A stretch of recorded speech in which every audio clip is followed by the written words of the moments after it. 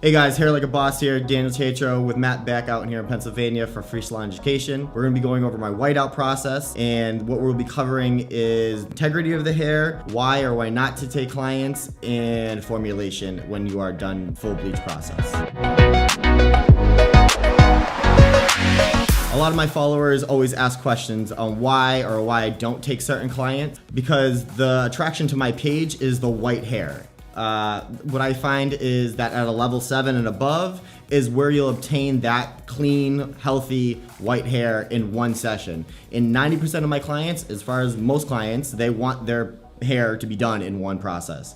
Can it be done at a level 2 and above? Sure, but you're gonna have to do a double process. So the number one thing I look for is integrity of the hair, and if I'm going into the hair and it has a lot of correction going on, then I usually won't take it due to the fact that this is only lightening, and if you have many bands in the hair, 90% of the time you're gonna still have banding.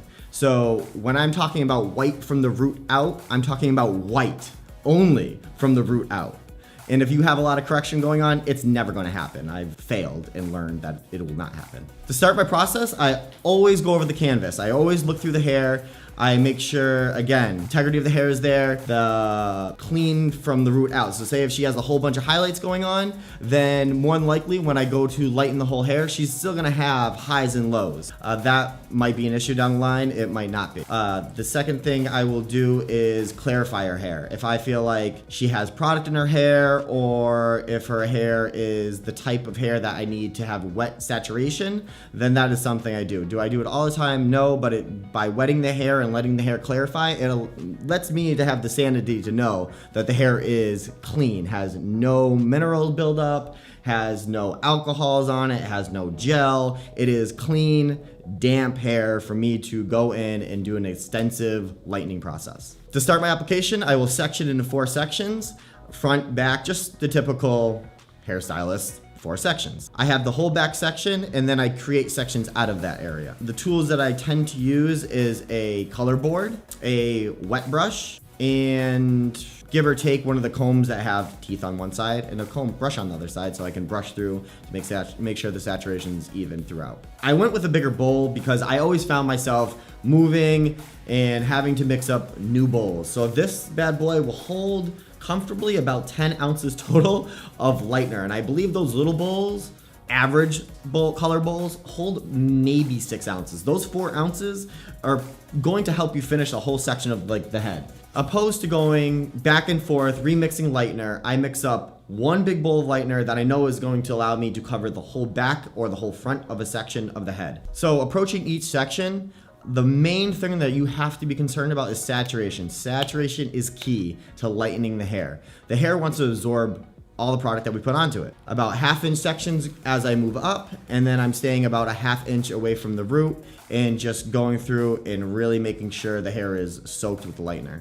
So the foils I like to use are a heavier based foil, so I have more control. They almost act as a barrier and a board for me simultaneously, so I can move up the head. I like to section probably about every 2 to 3 sections going up. I like to incubate it somewhat. The foils that you see me use, there's actually a paper side and a foil side, aluminum side. Obviously, we know that aluminum creates or generates heat, incubates if you lock it up. I do not use heat or the aluminum side at first because I know that the back section is going to be sitting there for the longest period of time, so I don't need to have that heat work. I know the lightener and my saturation is going to do that for me by itself. So you can see my client's starting level is about a level 7, virgin. So I usually go to a 20 volume just to be safe on the hair, because with the Schwarzkopf Blonde Me, I've used it for so long that I know 20 volume is going to get me to a level 9, 10 with no problem. So I like to start off with just the amount that I know is going to allow me to cover the whole back of the head with 20 volume and allow that to sit, and then moving forward I will mix up a whole new bowl of lightener at about a level maybe 25. So I'll mix half 20, half 30 and bump it up slightly just to catch up to the back section being at 20 volume. So once I finish the back, now moving forward to the front, I will then see almost like the hairline. So a lot of people have different recession in their hairline. So I like to keep my application in a very much of like a row. You'll see me separate her front section to her row of her hair. the mid row of her hair, which I call the front still. And I just like to make sure that the section's very clean and organized, so I can just move up the head to keep the speed at the same rate, I guess you would say. So I just move to the front, same type of application. I just reassess her recession to her hairline. Here's the tip: when you hit that front of the hair, you want to really analyze and look at the client's hairline. So all along here, we all have a recession. So you don't want to be trying to pull these little hairs to the side. So what you have to do, or you'll see me do, is clip almost her money piece area, because the shape of the head is getting wider as I move up. And I don't want to compensate or pull that hair in. I just want to leave that hair out. So you'll see me moving up the hair and then going back to the very end and doing like foils going forward, just to make sure I go directly into that hair. So now the whole head is covered in lightener. What do? You have to reassess. The hair or the lightener is closer to the scalp. What's going to happen? It's going to generate heat. With that heat, the lightener is going to work faster. So you have to, what I do, I go through, and now that I have the foils I can open and close a lot easier, I like to take and run the saturation from where the scalp, or closest to the scalp, that is warm and is already getting to that level 9 inside banana peel yellow.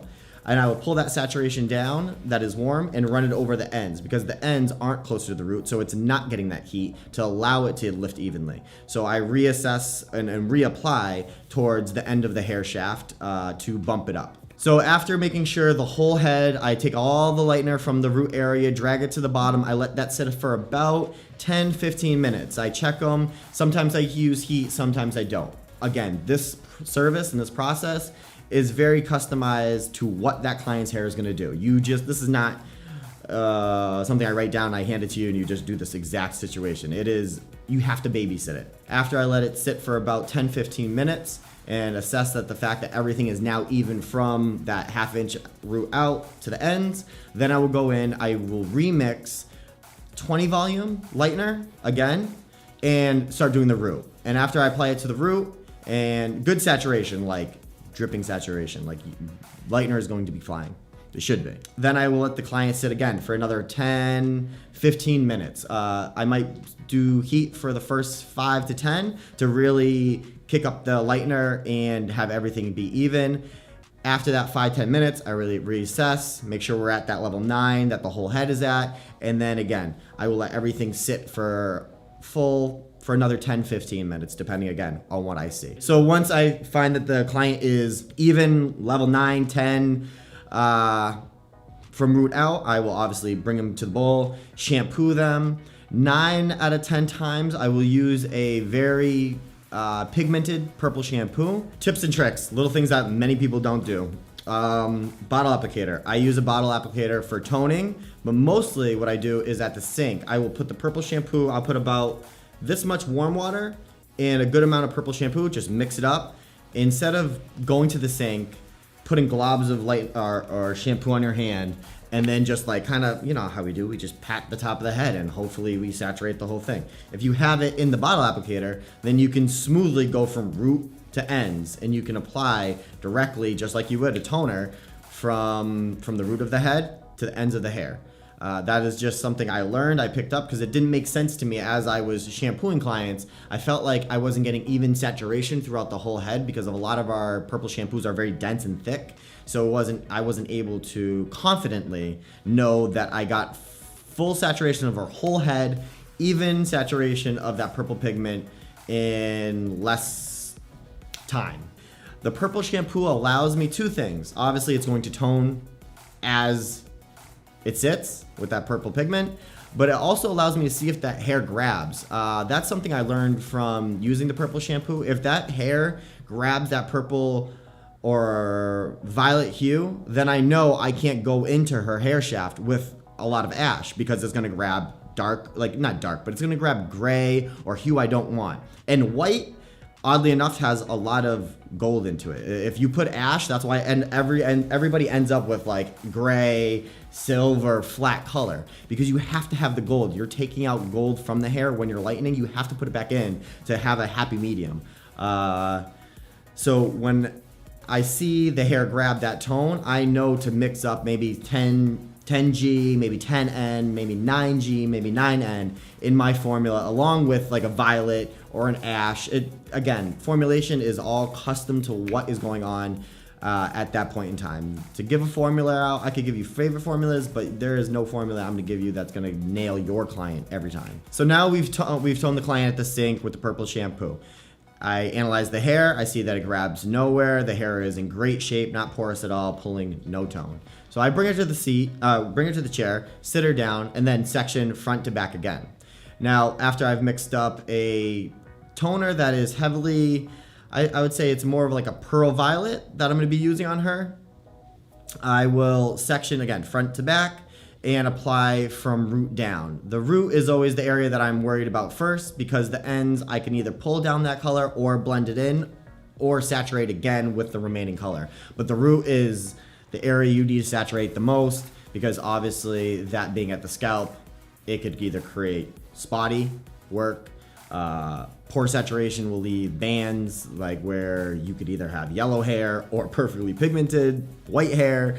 Saturation is key at the root, so I always go heavy at the root, and if need be, I will pull that color down, that toner down, and then reapply. But I always mix up more. Like if I have no color in my bowl after I've done my process, then I'm scared that I didn't have enough product. I always make sure to over mix lightener, toner, whatever it is. I'd rather know that I'm throwing some away opposed to not putting enough on. So now that I have her whole head covered in toner, this is when it gets scary. The number one thing I learned with toners is do not take them off prematurely. Even though you're freaking out, and every bleach out that I do, every wet out that I do, I freak out every time, because you do not know if it's gonna be white underneath that violet, that blue, that purple tone that you're probably gonna see. So do not remove it until you get scared. That's the number one tip that I would say. Wait till it gets scary, because once you rinse it off, you're good. Trust the manufacturer's rules. Everybody that's attempting even this service should have very strong knowledge in toning anyways before you attempt this. But the toning aspect is scary, and it's always gonna be scary. No matter how good you get, I'm scared every time. So another tip with toning, if you are scared and you wanna push her a little bit more, but you're not sure, when she's at the sink, since you have the whole head saturated, just take a little section from the very bottom of her hair, wherever the bottom may be, if she has long hair, short hair, medium hair, just have good lighting over the section where the sink is, and just rinse out the ends and assess like what you see from rinsing off the toner at the ends, because you can still, if it's not ready, you can still then go to the top of the head, and because you have good saturation, or you should be able to pull that toner back over and reapply toner over that section that you just took off the hair. And depending on what you see, you can either rinse the whole head because you're happy, or pull that toner back over to resaturate and retone that area that you just removed. So now you can see our end result: clean, healthy, strong, shiny white hair from the root to the ends, and in a matter of an average about 3 to 4 hours, depending on assistance or no assistance. Thank you for your time. Thank you for your support. Hope I gave enough tips and tricks or knowledge for everybody to go out and start banging out their own perfect white hair. If you guys ever have any questions, something that you're trying that is working out for you that you can help me, I'm still learning. So I think this is always about, and again, what Matt's doing here with Free Salon Education, it's just all of us having each other's back and having this community that we can share knowledge, we can go back and forth to each other, because something I might do is what you might not be doing, but you might have a trick for me. So if you have any questions or concerns, hit up Hair Like a Boss, and I'll get back to you within 2-3 days. Oh, wait, I have an app. Go download Made Emergency. It is going to be the best thing to hair since sliced bread. Does that make sense? Yeah, we'll go with that either way. The purpose behind Made Emergency was the emergency factor of cancellations. The original idea about this app was a push notification that all your followers would get. Say you have a cancellation and you have no way to reach out to people, and that is money lost. This app will allow all your followers to get a text message saying Hair Like a Boss has availability at 9:30. You can call or text to take that advantage of that appointment. If we don't fill our cancellations, average cancellation, I would say about 3 a month, say 250 appointment. So with that amount of cancellations, you're probably going to lose about 8,000 to 9,000 average a year. That's with 3 cancellations at 250. The next thing is consultation. So it blows my mind that there was no app or no function for a client to hit you up and book an appointment with you and already provide what their hair looks like and what they want. All of us say, text message me your pictures of your hair. Then we have to wait, or we ask for emails. There's just too many steps. So what my app offers is this immediate knowledge or indication of what this client's hair looks like and what they want. So when they go to book you for that either partial highlight or partial balayage or partial baby light, but then they're showing you a full picture of a full head baby light, then you can go back and reassess or give that information to that client and right fit them into a better appointment. So both you as a stylist and them as a client are happy. So obviously a booking app will have for scheduling. Scheduling on this app is much more organized, I would say, and understood. One of the apps I was using before just let clients book whenever they wanted in any spot without having a confirmation from me. My app allows the client to go book, but it is simply a request. They know that they do not have that appointment yet, that you will get back to them. You send a confirmation text to them after, again, seeing what their hair looks like, seeing what they want, and if the time frame they selected in that scheduling works for them. And if it doesn't, you can easily just message them back and say, hey, you're looking for this, but you're requesting this, but you really need this much time, say an extra hour and a half. So you have to right fit that client. So stop wasting time, go download the app. The app is available for both the Android systems, phones, and iOS. So Android, Samsung, iPhone being iOS. So it is available for both platforms. It's free for just search engine, just being on the app. And if you want to utilize all the functions, which I highly suggest, it is $25 a month. Thank you. Have a good day.